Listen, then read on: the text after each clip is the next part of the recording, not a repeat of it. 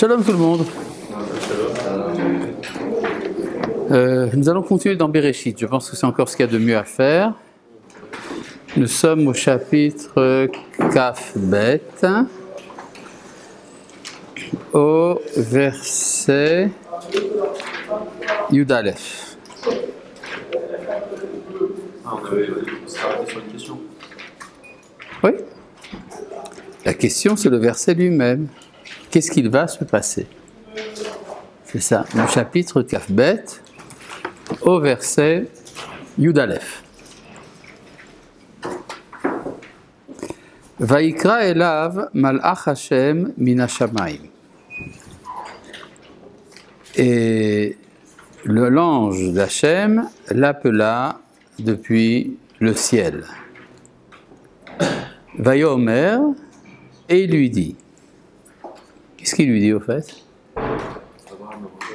Abraham, n'est-ce pas? Ça veut dire qu'il lui change son nom. On a étudié ce verset? Non. Ah. Comment? Il n'y a pas une autre fois où il dit pareil, mais avec son fils? Ou Yaakov, ou... Je ne sais pas. Pour l'instant, je suis à ce verset-là. Dans ce verset-là, il donne un nouveau nom à Abraham. À partir de maintenant, il va s'appeler Abraham. Oui. Il a déjà donné un nouveau nom dans l'Ech Lecha, dans la montée. Oui, dans l'Ech Lecha, il lui a changé son nom de Avram en Abraham. Et maintenant, il lui change son nom de Abraham en Abraham. Donc c'est son troisième nom. À partir de maintenant, il va s'appeler Abraham. Vayomer Ineni, il dit, me voici, j'accepte ce changement. De même qu'on a vu au début du chapitre, quand il lui dit, Vayomer elav Avraham, Vayomer Ineni, quand il lui dit, sois Abraham, il dit, me voilà, je suis disposé à être entièrement Abraham, vous vous rappelez de ce que ça voulait dire? Là, il s'appelle maintenant Abraham. C'est un drôle de nom. Je ne sais pas si vous avez remarqué que la première partie du nom ressemble comme deux gouttes d'eau à la deuxième partie du nom. Abraham. N'est-ce pas? Hein? C'est dingue, hein? Ouais, Alors, pourquoi il s'appelle à la fois Abraham et Abraham? Tout simplement parce que, en chacun de nous, il y a deux niveaux d'être. Il y a la conscience et il y a l'absolu, ce qu'on appelle Nefesh et Neshama. C'est-à-dire, au niveau de ma conscience, je suis telle et telle personne. Mais au niveau de ma Neshama, je suis autre chose. Je suis appelé un jour à être en accord avec ma Neshama, qui est une correspondance entre le Nefesh et la Neshama. Un exemple tout bête de ça, est-ce qu'il est naturel, par exemple, d'accomplir les mitzvot? Non, c'est pas naturel. D'accord? Pourtant, on me dit tout le temps que c'est ma nature profonde. Oui, c'est vrai, c'est la nature profonde de ma Neshama. Mais au niveau du Nefesh, je m'oppose à l'accomplissement des mitzvot. Par exemple, on me dit qu'il est tout à fait naturel pour ma Neshama de faire la prière. Mais mon Nefesh me dit que l'édredon est bien meilleur. N'est-ce pas? Donc, au niveau du Nefesh, je veux rester dans mon lit. Et au niveau de ma Neshama, je veux sauter de mon lit. Toda Rabba. Baruch ata Adonai, Eloheinu melech haolam she'akol nהיה b'dvaro. Toda Rabba. Donc, à partir du moment où il y a une correspondance absolue entre le Nefesh et la Neshama, alors les deux noms sont portés à la fois. Le nom du Nefesh d'Abraham s'appelle Abraham et sa Neshama aussi. Donc maintenant il va s'appeler Abraham. Jusque-là vous suivez? C'est-à-dire Quoi? son fond intérieur, c'est exactement... Exactement, il y a une correspondance totale entre l'intérieur et l'extérieur, entre le haut et le bas, le Nefesh et la Neshama, le subconscient, l'inconscient, le surconscient, voilà, oui, quoi. On n'a jamais eu cette correspondance entre le Nefesh et la Neshama. Ici, à ce moment, c'est précisément le moment où c'est... Ça s'est réalisé, oui. Et par exemple, à l'Ech Lecha, il n'a pas eu le... Entre l'Ech et l'Echa, il y a effectivement une correspondance, mais entre Abraham et Abraham, non. D'accord? Je crois qu'on avait déjà parlé de ça. On a la même chose à propos de Yaakov, dans la paracha de Vayigash. Vayomer Yaakov. De même pour Moshe, dans le buisson ardent, il est dit Vayomer Moshe. Et de même pour le prophète Shmuel, il est dit Vayomer Shemuel. Donc nous avons 4 exemples évident dans le Tanakh de cette correspondance. Abraham, Yaakov, Moshe, Shmuel. Est-ce que vous avez remarqué qu'il manque quelqu'un dans la liste? David. Oui, Yitzhak surtout. Entre Abraham et Yaakov, il y a un autre personnage, Yitzhak. Or, il n'est pas dit de lui Yitzhak. Vous voulez que je vous explique pourquoi? Parce qu'il n'y a pas de Yitzhak d'en bas, il n'y a que le Yitzhak d'en haut. C'est-à-dire, Yitzhak est un individu qui a totalement annihilé son identité terrestre. Et donc, il est ce qu'on appelle Ola Temima, un holocauste parfait, et donc il n'est qu'en haut. Ce qui explique son aveuglement. Il ne voit pas la réalité terrestre, il ne voit que le Esav idéal, il ne voit pas le Esav concret, par exemple. À quel moment il a vu la À partir de la Hakeda. terrestre À partir de la Hakeda. Quoi? Jacob. Yaakov, c'est autre chose, c'est quand il descend en Égypte. Ah, c'est pas D'accord? Maintenant, deuxième différence, remarquez, vous avez regardé un peu par exemple dans notre verset, le verset Yudalef, qu'est-ce qu'il y a écrit entre Abraham et Abraham? une barre. Il y a une barre.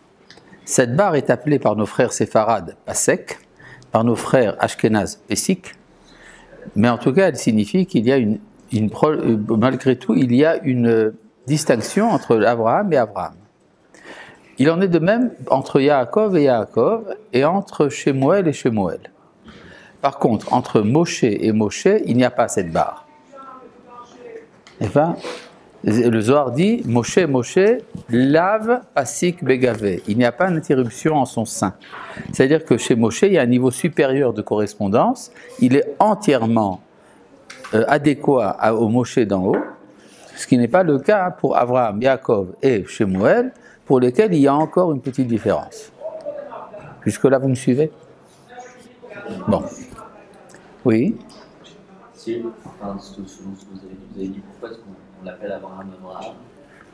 Enfin, c'est pour montrer qu'il y a une cohésion entre... Absolument.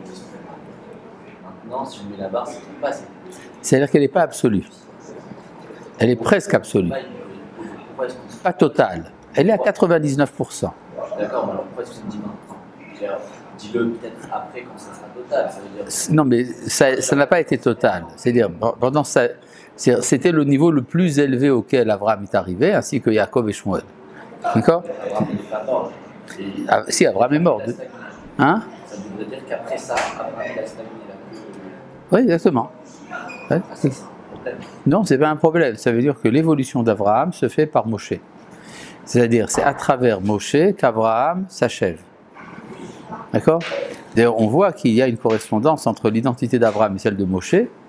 D'accord? Entre Moshe et Shemuel aussi, d'après Tehilim. C'est-à-dire, il y a un niveau auquel les Avot s'arrêtent et ça continue par leurs enfants. D'accord? Maintenant, il y a encore 3 autres personnages que je n'ai pas cités. Hein? Pourquoi on ne dit pas Israël? Pour Yitzhak, j'ai répondu là tout à l'heure, ça fait 4 minutes que j'ai répondu à ça. Non, si on met Abraham, c'est sa continuité. Mais il veut aussi partir. Ah oui, mais sa continuité, c'est pas Yitzhak. C'est comme ça qu'il a dit sur la paracha sur Yitzhak, il a tout fait la continuité de son frère d'arriver vers les puits et tout ce qu'on verrait avec Yitzhak. Oui, Sa continuité. justement, il fait le contraire de son père, parce que son père est un révolutionnaire et lui, il le continue. C'est-à-dire, continuer un révolutionnaire, c'est contraire au révolutionnaire. Ouais, mais c'est le derrière de son père. C'est le derrière de son père, mais c'est l'inverse. Parce que le derrière de son père, justement, c'est l'irruption. Le derrière d'Abraham, c'est de faire le contraire de son père. Or, quand le fils d'Abraham fait exactement comme Abraham, paradoxalement, il fait le contraire d'Abraham. D'accord? Maintenant, il y a encore, donc on a vu pour l'instant 4 individus qui ont un double nom.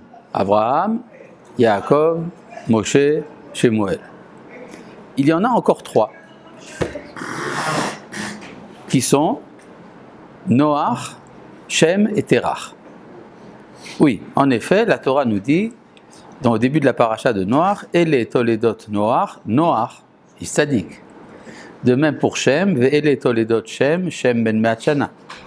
Et pour Terach, Ve'ele Toledot Terach, Terach ben Shivim Shana. Donc, on voit qu'il y a également un doublet, mais ce n'est pas exactement la même chose. C'est-à-dire que le premier Noar, c'est la fin d'une phrase. Et le deuxième Noar, c'est le début d'une autre phrase. Et les Toledot Noar. Noar Ish Sadik. De même pour Shem et Terach. C'est à la fin d'une phrase et le début d'une autre phrase. Donc ça veut dire que pour Noar, Shem et Terach, c'est une ébauche. C'est un brouillon. C'est en route vers Abraham, Yaakov, Moshe, Shmuel.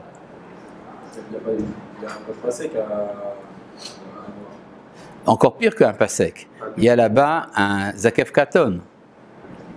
Ce qui est encore une interruption encore plus forte. C'est une fin de phrase. D'accord? Bon. Donc tout ça, c'était pour vous dire que... Oui, quoi? Qu'ici encore? terminer votre Que je termine ma phrase. Oui, je peux terminer ma phrase. C'est tout ça pour vous dire donc qu'Abraham est arrivé au niveau supérieur de son être à ce moment-là. Oui, qu'est-ce que tu voulais? La semaine dernière, vous aviez dit, Que dans le passage d'avant, on avait parlé du couteau. On avait dit que ce couteau-là, Ouais. c'était celui qui allait nourrir. Tout Israël jusqu'à nos jours, c'est vrai. Vous avez dit comment? Vous avez posé la question comment? On n'a pas répondu. Ah, comment? Ben, c'est très simple. Ah, Oui, ben, c'est une évidence. Parce que grâce à ce couteau, nous vivons jusqu'à ce jour. C'est-à-dire si c'est à la disposition d'Abraham d'éliminer Yitzhak, c'est un mérite qui ne peut jamais s'arrêter. Parce qu'il était prêt à tout donner. Donc on reçoit tout. Voilà, bon. Vayomer, il lui dit, Al tishlach yadecha, n'envoie pas ta main, El haben, vers le fils. Ve'al ta'aslo, quoi qu'ici encore? Ah, c'est pas ce qu'il y a écrit, c'est vrai. Mais c'est ça qui aurait dû être écrit. C'est-à-dire, si Abraham a reconnu Yitzhak comme son fils, alors il devrait bincha ou aben. Pourquoi est-ce qu'il revient maintenant au terme nar qui représente la réticence antérieure d'Abraham? Quand Abraham se demandait qui est le nar et qui est le ben, et qu'il a emmené tous les trois, alors il a amené les deux accompagnateurs, il les a appelés Ne'arav, il a dit de Yitzhak Ve'ani Ve'anar, mais après il lui dit béni, n'est-ce pas? On avait vu qu'Abraham a changé de position. Alors pourquoi est-ce qu'il lui dit Al tishlach yadecha el hanar? Quoi? Enfin, on voit qu'il n'a jamais été voulu, Mais il lui a dit béni. parce qu'il a été contraint. Pas évident, c'est parce que Yitzhak l'a appelé mon père à vie, et donc il lui a répondu béni. Mon fils, parce que du coup, il était contraint, parce que tu lui dis à lui, je te réponds, il va dire. C'est une contrainte, ça veut dire qu'il accepte. Abraham ne va pas dire quelque chose qu'il n'accepte pas. Parce que mais Hachem ne lui a pas laissé le choix.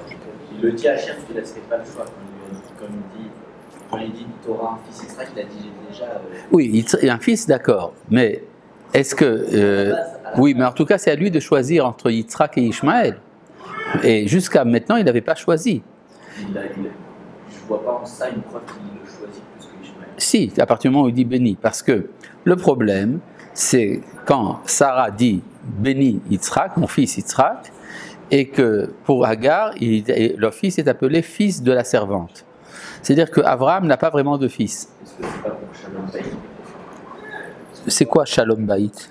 On voit très bien qu'il est contraint. C'est quoi Shalom Bayit? Alors ça se dit pas Shalom Bayit, ça se dit Shalom Bayit. C'est à l'état construit, en smichut. Tous les francophones en Israël disent le Shalom Bayit, c'est une erreur. Il faut dire Shalom Bayit. De même que le quartier de Bayit Vagan est appelé par les francophones par un drôle de nom Bet Vegan, comme si c'était la maison de Vegan. D'accord? Alors que c'est Bayit Vagan, maison et jardin. D'accord? Donc Shalom Bayit, pas Shalom Bayit. Donc, mais le Shalom Bayit d'Abraham, c'est pas n'importe quoi.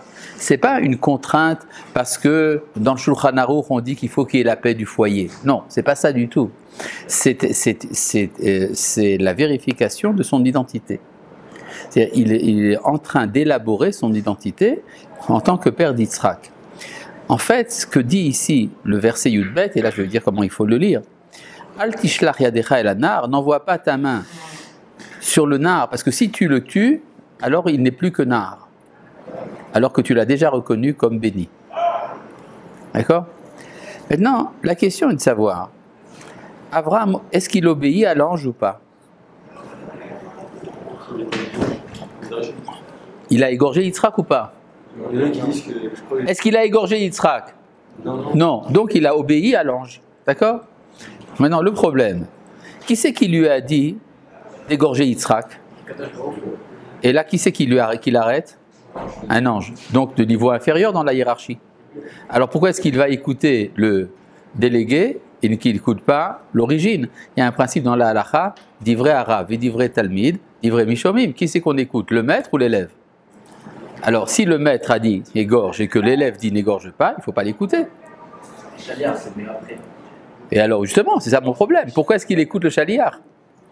Non, l'ange, il est le chaliar d'Akhlaq. Ah oui, alors dans ce cas-là, pourquoi il ne répondrait pas à l'ange? Tu racontes n'importe quoi puisque ton maître m'a dit d'égorger. Il ne va pas dire ça, parce qu'il vient après le mouvement où il veut l'égorger. Oui, mais peut-être que c'est un ange rebelle. Ça, je ne connais pas là-bas les anges rebelles. Bien sûr qu'il y a des anges rebelles. Par exemple, d'après les Midrashim, le Satan, c'est un ange rebelle.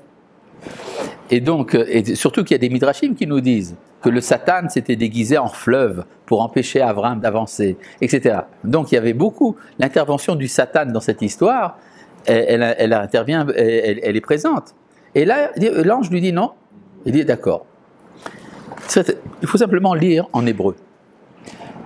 Qui, dans le texte hébraïque, a donné l'ordre d'égorger Yitzhak?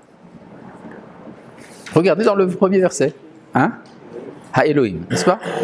D'accord. Et ici, l'ange, il est envoyé par qui? Par Hachem. Donc Hachem, c'est au-dessus d'Elohim. C'est-à-dire, même si c'est un délégué d'Hachem, c'est plus fort que Elohim. Tout simplement. Il faut simplement lire ça en hébreu. C'est-à-dire, Elohim, la Midat Hadin, dit d'égorger Yitzhak, mais au-dessus de la Midat Hadin, il y a la Midat Arachamim qui dit de ne pas l'égorger.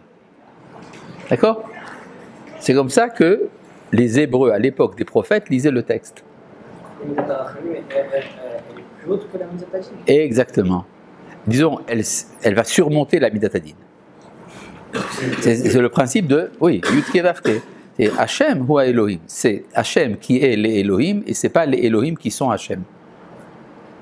Vous avez compris? Bon. C'est ça qu'il dit.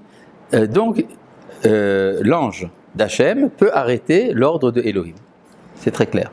Maintenant, ça veut dire qu'en fait, il y a deux manières d'entendre la relation de l'homme envers le Créateur. La première, c'est celle de la sagesse. Selon la sagesse, il faut exécuter selon la Midat Hadin. C'est-à-dire, je dois payer le prix de ce que je reçois, le prix de moi-même, c'est moi-même. Je dirais même plus, face à l'infini, le fini n'existe pas. Et donc, si je vais selon la sagesse, donc la logique, je dois me sacrifier. Mais il y a au-dessus de la sagesse la volonté. Dieu dit, je ne veux pas, je veux que tu vives. Donc la volonté va l'emporter sur la sagesse. Si vous voulez, en termes kabbalistiques, c'est la séphira de Keter qui l'emporte sur Chokhmah. D'accord? C'est exactement ce qui se passe le jour de Rosh Hashanah. À Rosh Hashanah, selon la Midat Hadin, le monde ne peut pas tenir, mais le shofar transforme le din en rachamim et le monde tient. Allah Elohim bitroa, lors de la teroua, Elohim remonte en haut, et alors Hachem bekol shofar, c'est Hachem qui descend dans la voie du shofar. D'accord? Vous comprenez maintenant pourquoi est-ce qu'on rappelle le mérite de la Hakeda le jour de Rosh Hashanah. Bon.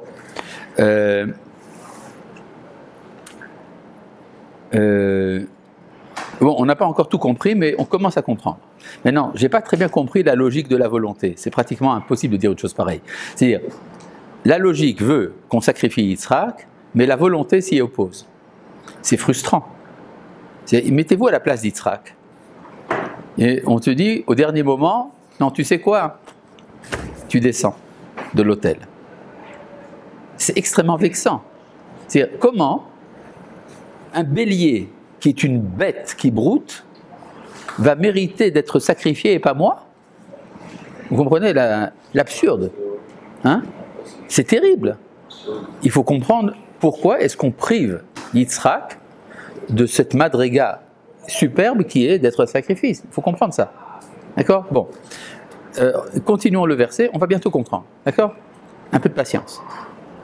Vayomer al tishlach yadecha el anar, il lui dit n'envoie pas ta main contre le jeune homme. Ve'al ta'as lo meuma, et ne lui fais pas quoi que ce soit. Bizarre cette phrase. Ça veut dire qu'Abraham s'est dit je ne peux pas couper un peu. Bon, on ne va pas le tuer, mais un peu. C'est-à-dire il y a une tentation à ce moment-là d'Abraham, au moment où il voulait égorger Yitzhak, d'en finir avec la Midat Hadin. Et donc, on ne peut pas faire quelque chose. Oui, qu'est-ce qu'il y a? Il en pensait quoi, Yitzhak? Parce qu'il était grand, lui. Et alors? Il pensait quoi quand il a su qu'il pouvait sacrifier? C'est ça qu'on se demande. Ça, c'est la question que j'ai posée. Et qu'est-ce que j'ai proposé pour comprendre ça? La patience. D'accord? Est-ce que je dois revenir sur ma proposition? Non. Je pense que si on tient compte de ma proposition, on arrivera à une solution. D'accord? Bon.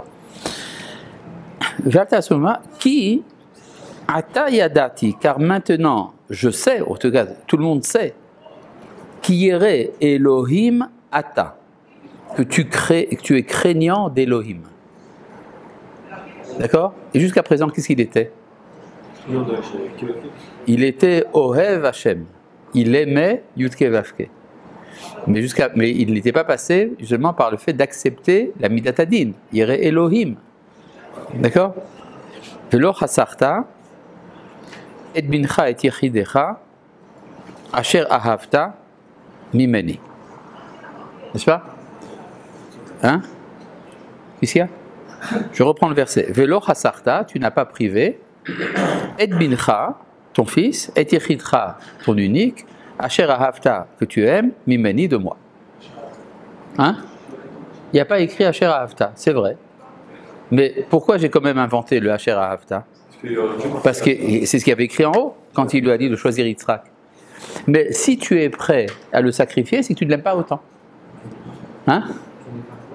C'est que si tu es prêt à le sacrifier, c'est que tu ne l'as pas véritablement autant d'amour qu'avant. Il perd d'amour. Hein? C'est un homme de Fessel. Pourquoi c'était Ah, mais ça, c'est pour passer justement dans l'unité des valeurs, la conjonction entre la Midat HaChesed et la Midat Hadin. Ce qu'on a vu la semaine dernière, c'est que tout le dialogue entre Abraham et Yitzhak dans la montée vers l'autel, c'était ça le but. D'accord? À partir du moment où Abraham est prêt à envisager l'union des Midot, alors peut naître Yaakov. C'est pour ça qu'il va lui dire Ekev asher shamata bekoli, Ekev, allusion à Yaakov. D'accord?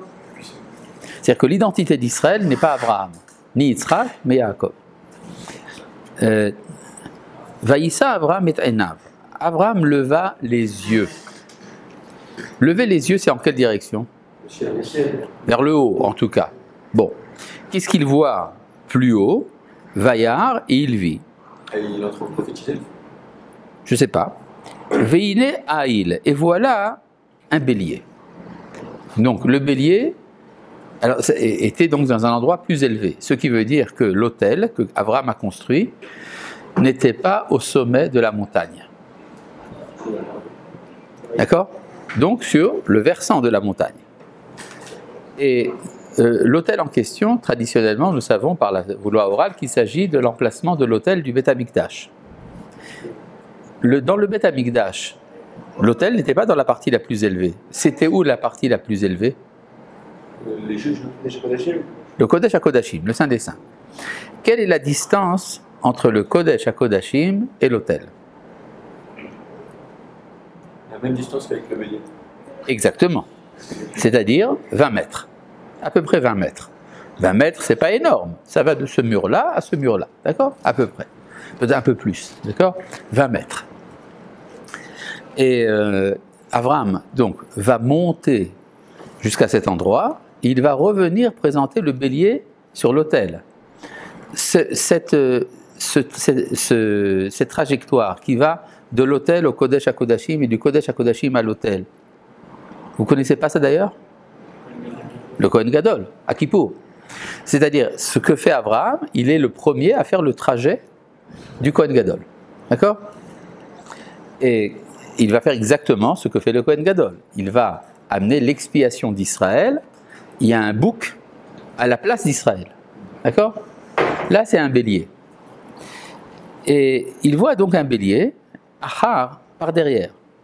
Ne'ehaz bassevach bekarnav, qui était attaché par ses cornes dans le buisson.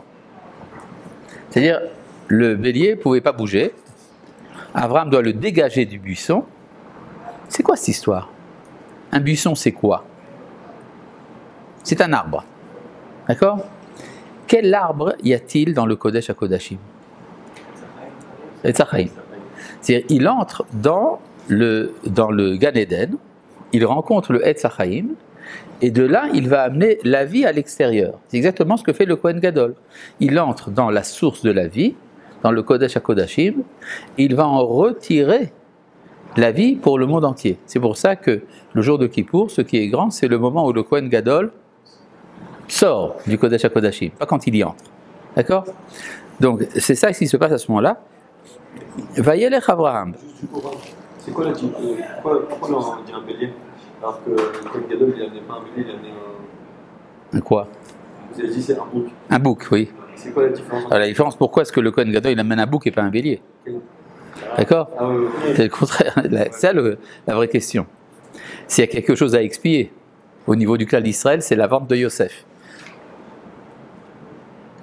D'accord?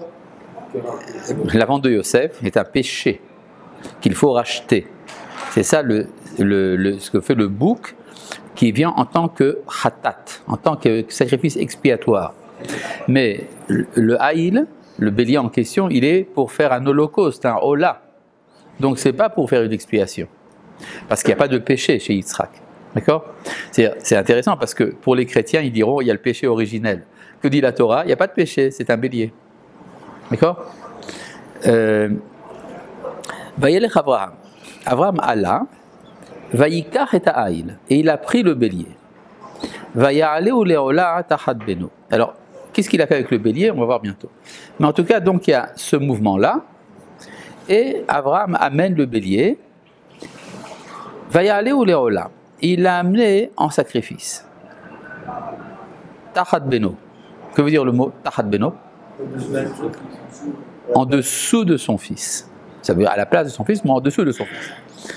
D'après le Midrash, Abraham attache le bélier, il met Yitzhak sur le bélier, et il égorge le bélier par en bas. Alors, regardez un peu ce qui se passe. Vous avez un autel qui est fait de minéral, du bois végétal, le bélier animal, et Yitzhak, l'homme. Vous avez tous les niveaux. Donc en fait, tout est présenté, tout participe du sacrifice. À nouveau se pose le problème. Pourquoi faire ça à Yitzhak, le pauvre? Il y a dans le livre de Vaïkra, le livre de Vaïkra nous parle des sacrifices, n'est-ce pas? Ça commence comment? Vaïkra el Moshe, il appela Moshe, Vaïdaber Hashem elav meoel moed les morts, et Dieu lui parla depuis la tente d'assignation en ces termes. Adam, qui yakriv mikem korban lachem, un homme qui présenterait un sacrifice d'entre vous à Dieu. C'est donc quoi? Un sacrifice humain. Adam qui yakriv mikem korban lachem, un homme qui voudrait présenter un d'entre vous à Dieu. Suite du verset, Mina behema, mina bakar ou mina tson takrivu et korbanchem. C'est des animaux ovins et bovins que vous amènerez, bovins et ovins que vous amènerez votre sacrifice. C'est à nouveau exactement comme dans l'Akedat Yitzhak. C'est-à-dire, l'homme voudrait se présenter lui-même et Dieu dit non, tu ne peux pas, ça sera un animal. Tu veux korban lachem et ça sera korbanchem. Maintenant, essayons de comprendre un peu. Qu'est-ce que une vache peut donner? Elle ne peut donner qu'elle-même. Qu'est-ce qu'une vache de quoi est faite une vache? Une vache est faite de vie biologique, animale. D'accord? Donc, si on veut présenter une vache, eh bien, il faut sacrifier sa vie biologique. Donc, ça sera une vache qui sera égorgée, présentée sur l'autel. Un homme, c'est fait de quoi? Un homme, c'est une vache plus une âme. D'accord? Donc, si on prend Yitzhak et qu'on l'égorge, c'est donc Yitzhak n'est qu'un bélier. Il est une vache, il est un animal. Donc on n'a pas sacrifié l'homme, on a sacrifié la bête qu'il y a en l'homme. Hein? Oui, c'est pour ça qu'il faut, pour véritablement sacrifier l'homme, il faut l'intention. C'est ça qui fait la différence de l'homme et de la bête. L'homme a l'intention. À partir du moment où Yitzhak a l'intention d'être sacrifié, il est sacrifié. Il a donné ce qui fait de lui l'homme. Le problème, c'est qu'il y a également une partie animale. Ah bah pour ça, le bélier fera l'affaire. Il a sacrifié juste son Nefesh Abéhémite. C'est-à-dire, le Nefesh Abéhémite d'Yitzhak est équivalent au bélier.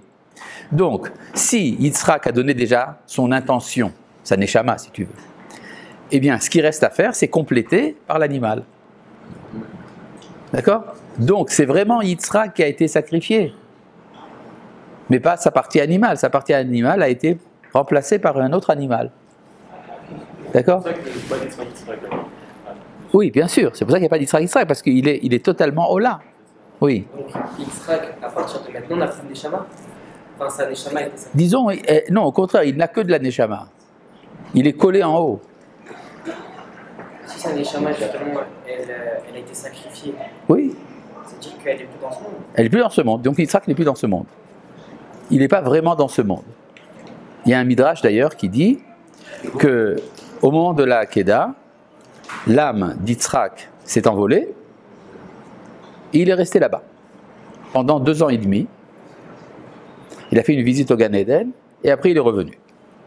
D'accord? Beau midrash. Maintenant, vous y croyez, vous, à ce midrash? Théologiquement parlant, ça veut dire que 2 ans et demi dans 2 ans et demi, il est en haut, et en bas, il y a Yitzhak. Il a un petit coma, quoi. Ouais, un petit coma. Ça, pendant 2 ans et demi, il est là-bas. Personne ne le dérange. Hein? Toi, c'est un carré. Hein? C'est un carré. C'est pas un carré. Le carré, au contraire, ça veut dire qu'il n'a pas de descendance. Là, il a une descendance. D'accord? Donc, ce qui va se passer, c'est qu'il y a ici, en fait, un double mouvement. Le mouvement du bas vers le haut, et après un autre mouvement du haut vers le bas, qui donne la vie. Oui. C'est comme ça qu'on peut expliquer aussi la phrase de. Ça pourrait être étonnant à la base que Abraham, même pas un petit truc comme il fait, c'est-à-dire il a dit en gros, son âme est déjà partie, maintenant son corps est calme. Ah oui, on peut dire ça, effectivement, oui. Et puis La perte de la vie d'Yitzhak. hein? Ça expliquerait la perte de la vie d'Yitzhak à ce moment-là. La quoi là? La perte de sa vie. La perte de la vue, oui, bien sûr, il cesse de voir ce monde.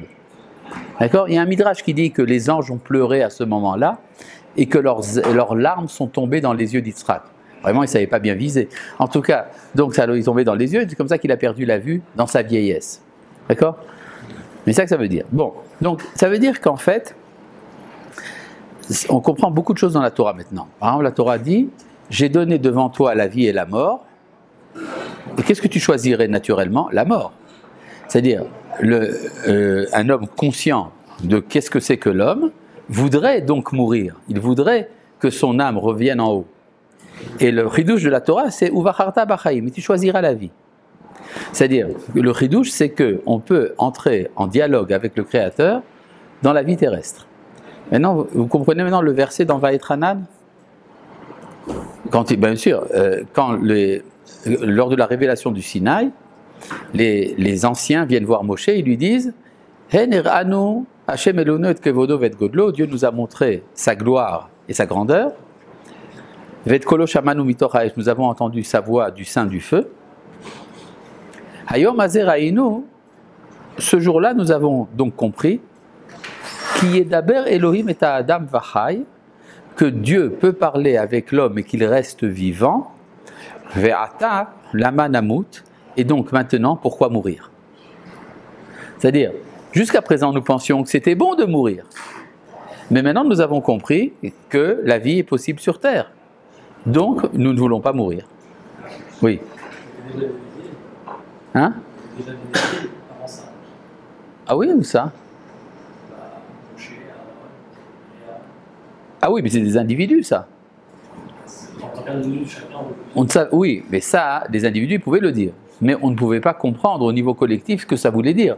C'est-à-dire quand quelqu'un te dit, voilà, je parle avec Dieu, qu'est-ce que ça veut dire? Est-ce que c'est une image, une métaphore? Quand on en a l'expérience, on comprend de quoi il s'agit. D'accord? Et donc c'est ça qui se passe à ce moment-là. De même dans l'échelle de Yaakov. Vous connaissez le rêve de Yaakov avec l'échelle? Il voit des anges qui font quoi? Qui monte et qui descend. Logiquement, ils devraient descendre et monter. Ouais. Les anges, ils sont en haut, non? Donc ils devraient descendre et monter. Et donc, s'il y a des anges qui montent et qui descendent, c'est que c'est Yaakov qui est l'échelle, et il envoie ses anges à lui vers le haut. Et quand il arrive en haut, il dit, ah ben il faut descendre. D'accord? C'est exactement. Vous savez pour ça que le mot échelle en hébreu, soulam, c'est la guématria du mot Sinaï. La même chose. Oui. Ça veut dire qu'il envoie ses pensées. D'accord? Plus que la parole, on rencontre avec quelqu'un qu'on veut voir fort, avec quelqu'un qui veut aller à la main. Oui. On peut l'entendre, mais on ne peut pas le voir en étant vivant. On ne peut pas mourir de voir. Donc tu dis, c'est encore mieux quand même de mourir. C'est la question que pose le Midrash. Pourquoi est-ce que Moshe est mort? D'accord? Question posée par le Midrash. Il y a un texte du Maharal très important là-dessus qui pose la question de savoir pourquoi est-ce qu'il faut mourir. Et on peut dire que ce que Moshe a vécu, il ne l'a vécu que partiellement parce que tout le peuple n'était pas encore arrivé à son niveau. Donc pour l'instant, il doit rentrer en voie de garage et mourir quand même. Mais il doit revenir. D'accord? C'est quel texte ça? Du Maharal là? C'est dans certaines éditions des Drashot Maharal, c'est un espède, c'est une oraison funèbre qu'a fait le Maharal en souvenir d'un Chacham à Prague. D'accord? Oui. Oui. Si on parle du principe que c'est les pensées de Yaakov qui montent et qui descendent, alors qu'est-ce qui descend et qui remonte? Ouais. Non, qu'est-ce qui monte et qui redescend? Ouais. Qu'est-ce qui monte et qui redescend? Non, qu'est-ce qui descend et qui monte? Où est-ce que tu as vu quelque chose qui descend et qui monte? Il n'y a pas écrit. Qu'est-ce qui descend? Hein? Qu'est-ce qui descend? Ah, qu'est-ce qui descend? D'ailleurs, il revient sur terre. Est-ce qu'il comprend quand il se réveille? Il voit que Yesh Hashem bamakom hazeh. Il voit que Dieu est dans un lieu, ce qu'il ne savait pas auparavant. Bon, donc je reviens ici au texte sur Vayale ou Leola Tachat Beno. Quoi? Verset Yuddalet, Vayikra Avraham. Shem hamakom ahu, Hashem yir'e, Asher yamer hayom, Behar Hashem yira'e. Avraham appela le nom de ce lieu, Dieu verra. C'est pour ça qu'on dit aujourd'hui, dans la montagne où Dieu sera vu. C'est-à-dire qu'Abraham a fixé le lieu de la révélation. D'après le Rambam, il a fixé la direction de la prière. Dans quelle direction on prie? De l'est à l'ouest. C'est-à-dire, quand on fait la tefila dans le Beth Amikdash, on est du côté est et on se tourne vers l'ouest. C'est ça ce qu'on appelle en arabe la qibla. Qibla, la direction de la prière. D'accord? Idée qui a été reprise par les musulmans. Maintenant, mais s'il appelle le lieu, qu'est-ce qu'il y a? J'ai eu une question tout à l'heure, c'est pour ça qu'on a. Oui. Est-ce qu'il y a un lien de Irat Hashem, le Shem Havaya, et le Abat? Oui, bien sûr. Bien sûr. Oui. En tout cas, Ahavat, Yirat Hashem, ça existe. On a déjà vu. Oui. De même qu'il y a Ahavat Hashem. Yireh Elohim, ça existe. Ahavat Elohim, j'ai pas vu. Mais il faut chercher un peu dans le Tanakh. On va trouver. Il y a, oui. C'est pas l'histoire. Hein? C'est d'ailleurs une question de dire pourquoi est-ce qu'on peut aller Hashem. Mais le problème, c'est pas Hashem, c'est Elohim. La question qu'il pose se rapporte à Elohim. C'est ça la question. D'accord? Ouais. Oui, Avat Hashem, ça on a trouvé. Est-ce qu'il y a Avat Elohim dans le Tanakh? Il faut chercher. D'accord?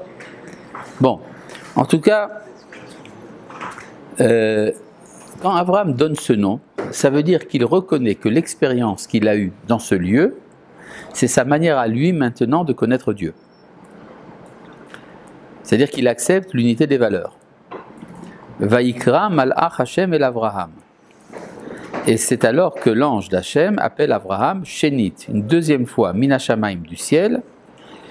Vayomer et lui dit Bi nishba'ti neum Hashem, je jure par moi, parole de l'Éternel, Kiyan asher asita tadavar azeh. Car du fait que tu as fait cette chose-là, Velo chasarta et mincha et yichidecha, et que tu n'as pas privé ton fils, ton unique. Ça veut dire Adavar Azé. De quoi parle-t-il, cette chose-là? Oui, mais ça, c'est écrit dans la suite. Velo chasarta et mincha. D'avoir nommé le lieu. C'est-à-dire le fait que tu aies reconnu l'unité des valeurs comme le lieu de la révélation et que tu étais prêt à donner Yitzhak. À cause de ça, tu vas maintenant vivre. Comment tu vas faire pour vivre? Tu vas avoir une descendance. Ki barecha barechecha. Alors je vais te bénir. Ve'arba arbe zaracha, et rendre ta descendance abondante. Kechorve hashamaim, comme les étoiles du ciel. Ve'chachol asher al sefat hayam, et comme le sable qui est sur le bord de la mer. Ne pas confondre avec le bleu qui est au bord de la mer. Quoi? Parce que kachol, ça veut dire le bleu. Mais ici, ça veut dire comme le sable. N'est-ce pas? Ve'irash zaracha et charoivav. C'était une vanne stupide. Ve'irash zaracha. Oui, d'accord, c'est bon. Oui. Ve'irash zaracha et charoivav. Et ta descendance prendra possession des portails de ses ennemis. Et par ta descendance seront bénies toutes les nations de la terre. On avait vu qu'avant, pour Abraham, c'était Mishpechot Adama. Et là, c'est Goyé Haaretz. Goyé Haaretz et Mishpechot Adama, c'est pas la même chose. Goyé Haaretz, ce sont des entités politiques, des États.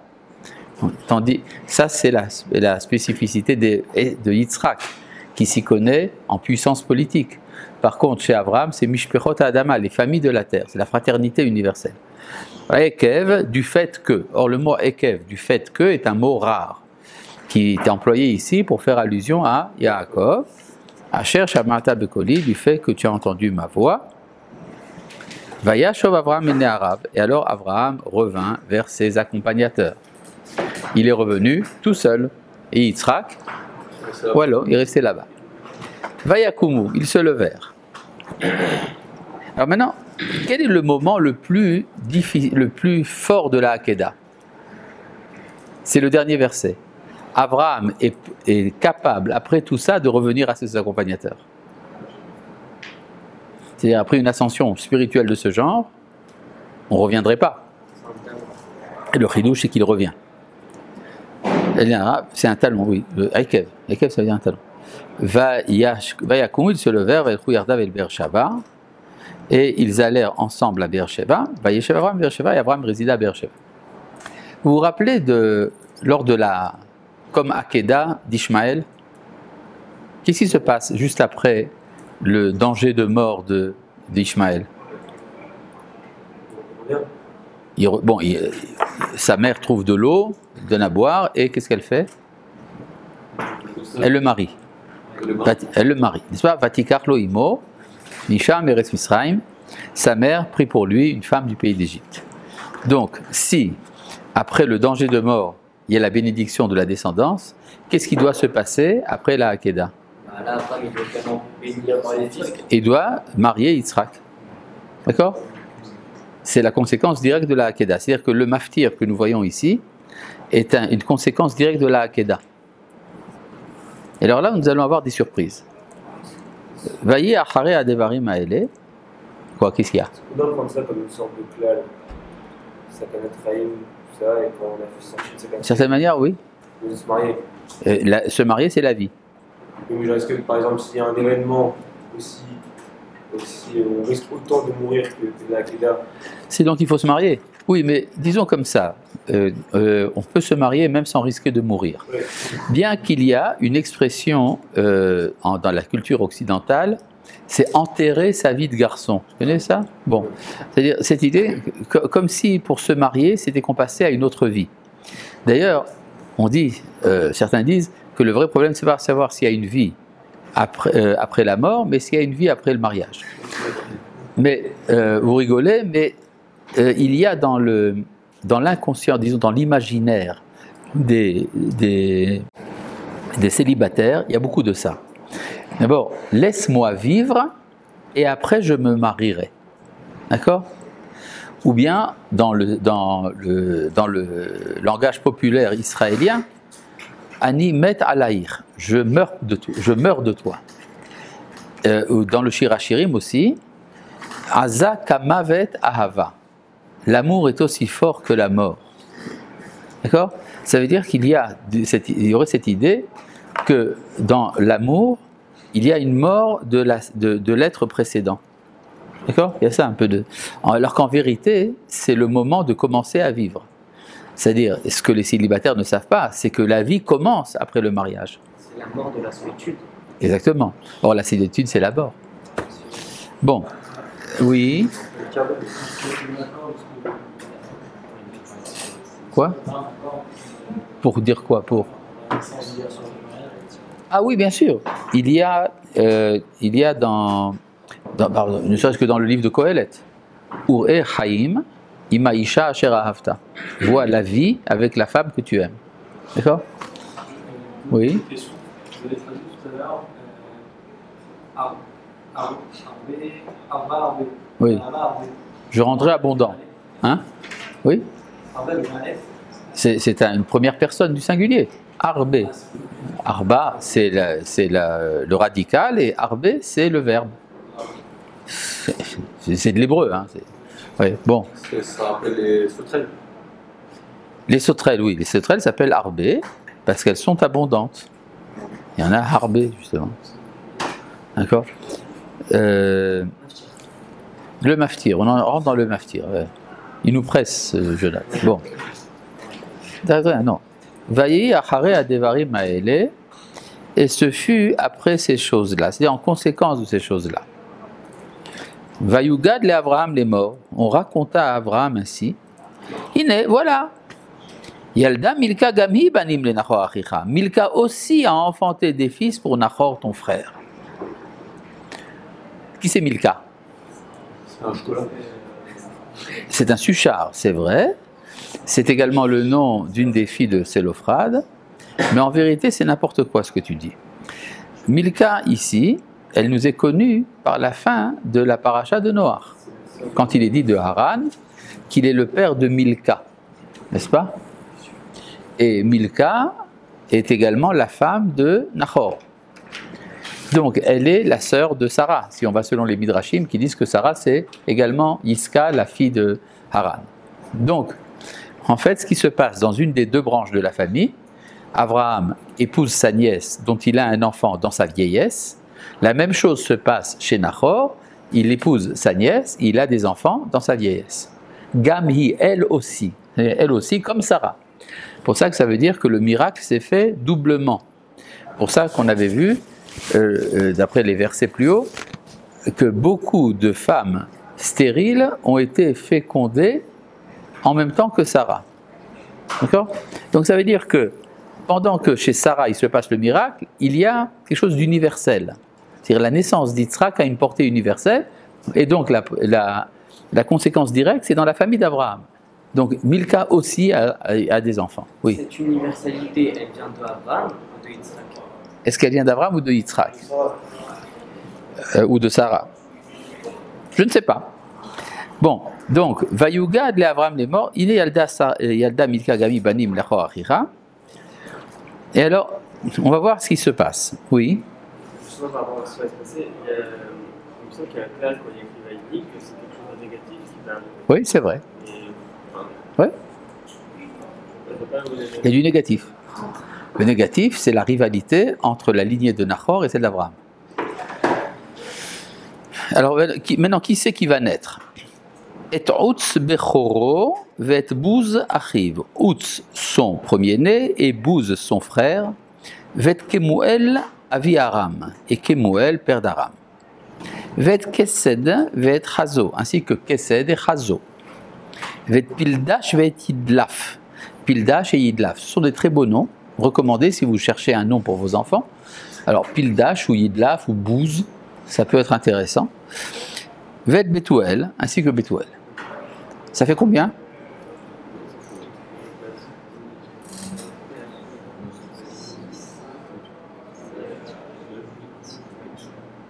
Combien alors vous avez dit?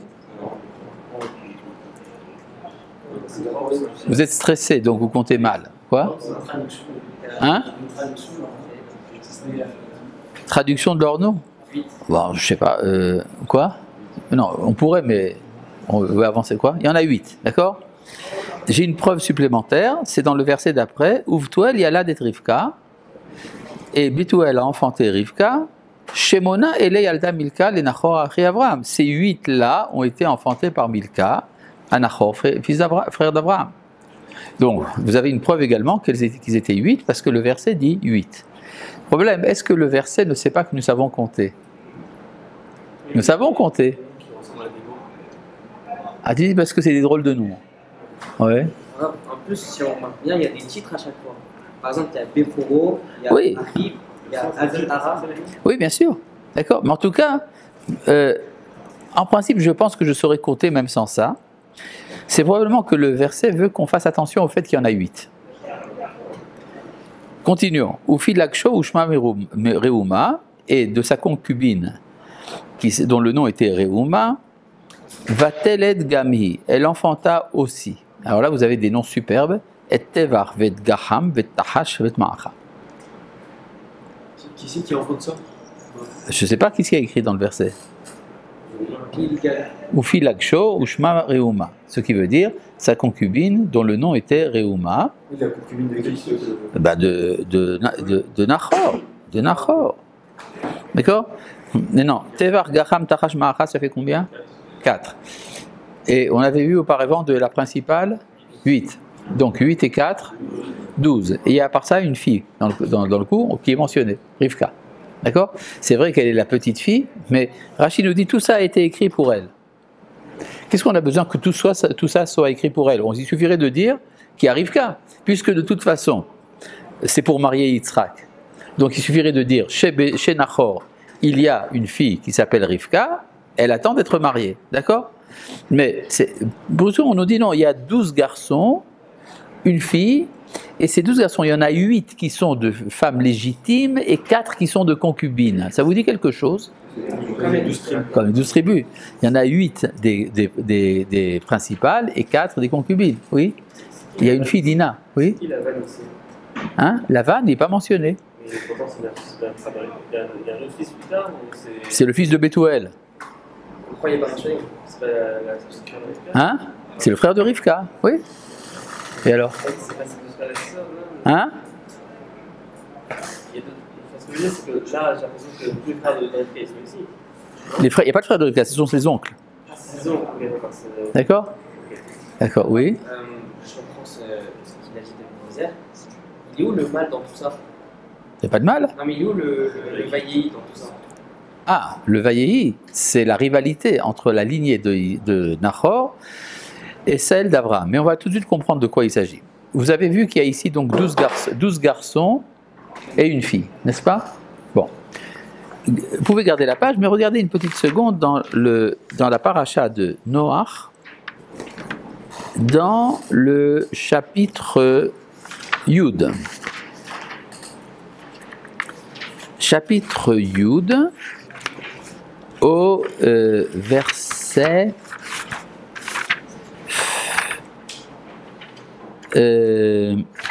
chapitre Yud, au verset Kaf He.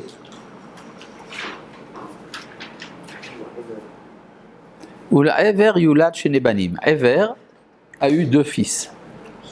Shem Echad Peleg. L'un s'appelait Peleg. Qui biamav niflega haaretz, parce que de son temps la terre a été divisée. Veshem achiv Yoktan, et le nom de son frère Yoktan. Ve Yoktan Yalad, et Yoktan a enfanté. Alors là nous allons compter. Et Almodad vet Chalef, vet Chatzarmavet vet Yarar, vet Adoram vet Uzal vet Dikla, vet Oval vet Avimel vet Sheba, vet Ophir vet Havila vet Yovav, kolele bene Yoktan. Il y en a combien? 13. Mais il y a une fille, Dikla. Donc il y a 12 garçons et une fille. Regardez toujours dans le chapitre Yud, un peu plus haut, au verset Tetvav. Uchnaan et Kenaan, Yalad et Sidon Bechoro ve'etret a enfanté Sidon son premier-né, ainsi que Het. Veta Ivusi, Veta Imori, Veta Girgashi, Veta Chivi, Veta Arki, Veta Sini, Veta Arvadi, Veta Tsemari, Veta Hamati, ça fait combien? 11.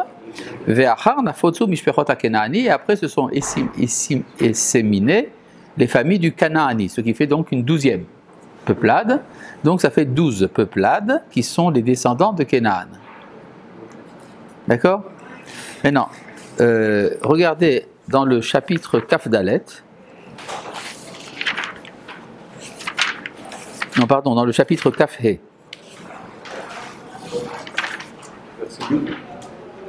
Non, chapitre Kaf He, verset Yud Gimel. Vele Shemot Bene Ishmael Bishmotam, voici les noms des fils d'Ishmaël de leurs noms, les Toldotam dans leurs engendrements, Bechor Ishmael Nevayot, l'aîné de Ishmaël c'est Nevayot, Vekeder Beat Beel, ou Mifsam, ou Mishma, Veduma, ou Massa, Hadad, Vetema, Yitour, Nafish, Jakelma, ça fait combien? Regardez la suite. Elehem Bene Ishmael Vele Shemotam, ce sont eux les fils d'Ishmaël et leurs noms, Mechatzre Muftirotam dans leur parvis et dans leur château, Shenem Asar Nissim Leumotam, 12 princes selon leur nation. Donc, vous n'avez même pas besoin de compter, la Torah nous dit que c'est 12. D'accord? Maintenant, si vous regardez dans le chapitre Kaf Zayin, pardon, dans le chapitre Kafret, verset tête. Vayelech Esav et Ishmael, Vayikach et Mahalat bat Ishmael ben Avraham, Achot Nevayot anashav lo Isha. Esav alla auprès d'Ishmael et prit, enfin épousa Mahalat, la fille de Ishmael. Donc il y a également par les 12 garçons, une fille. Intéressant. Hein? Hein? Dans Canaan, il n'est pas question de la fille. D'accord? Maintenant, remarquez une chose intéressante.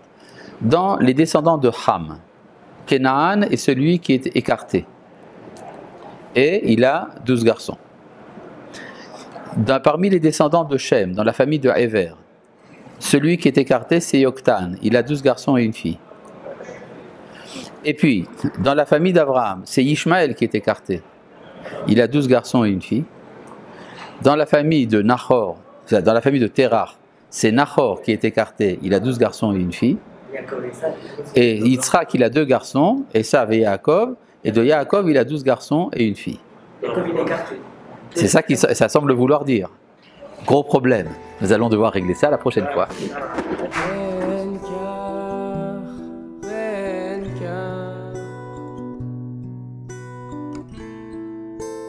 חיים בנים